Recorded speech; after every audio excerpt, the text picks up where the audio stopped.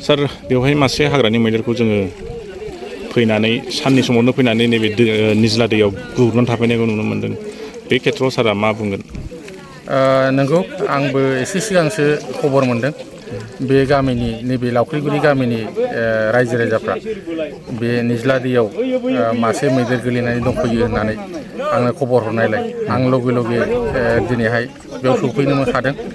गामिनि रिपर्ट मथे बियो हारसिङैनो फैनानै 1.5 घन्टासो सिगां हारसिङैनो फैनानै बेयाव बे दै सेराव निज्ला दै सेराव गुग्रुबनानै थाफैदों। दा बेखौ जोङो मा जादों दासिम थैयाखै।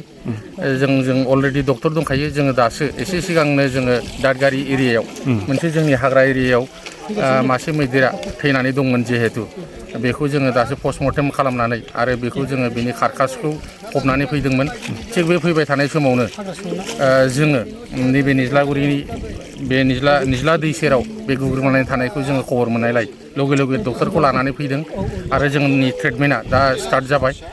जोङो हागौमानि नाजानोसै जे दिनैहाय मानो मैदेरा हारसिङै बेबायदि गुग्रुबनानै थाफैदों आरो सानब्रैसो सिगां मानो बे मैदेरा थैखो बिनिबो पस्टमर्टेमखौ जों लादों। दा दिनैहाय मा खारनाव थैदों बेखौ जों बुंथ'नो हाया आरो बिनि सालिजारिया सोलिबाय थागोन नायनि जोङो आरो हागौमानि जोङो बेखौ दिनैनि नैबे जिहेतु थैयाखै बेखौ जोङो डक्टरनि गेजेरजों ट्रिटमेन्ट होनानै जोङो बेखौ बासायनो नाजागोन। सार मा खालामनो नाजासेयावबो मासे मैदेरखौ लाखिनो हानाय जायासै। जोङो माने रिपर्ट मोननाय लोगो लोगो डक्टर लोगोसे टिम लाफानानै जोङो फैदोंमोन, नाजादोंमोन। दा गोबां माने नाजासेयावबो माने लाखिनो हानाय जायाखिसै मासेखौ।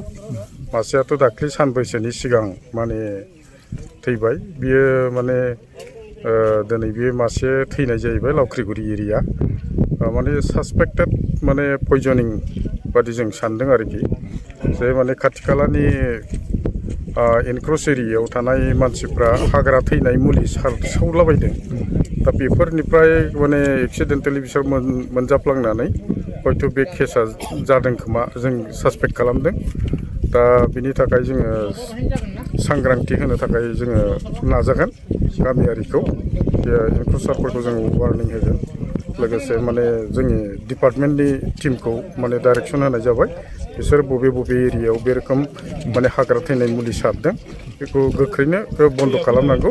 माने हाग्रा ओनसोल सेराव बेबादि खामानि मावनाया माने आयेननि बिथिङाव दायनिगिरि जायो।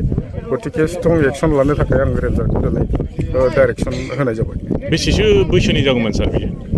बियो एडाल्ट फेमेल एबाउट 20-25 इयार्सनि माने फेमेल माबामोन आरोखि। दा माने दुर्भाग्यजनक दिनै माने जों लाखिनो हायाखिसै।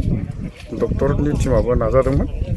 दा बे रोखोम इन्सिडेन्टआ इयुनाव जाहाथे दाजाथों बेनि थाखाय जों सांग्रांथि होनो थाखाय आरो डिपार्टमेन्टनि तरफनिफ्राय माने स्ट्रं एक्सन लानो थाखाय आङो रेन्जारखौ बुंनाय जाबाय।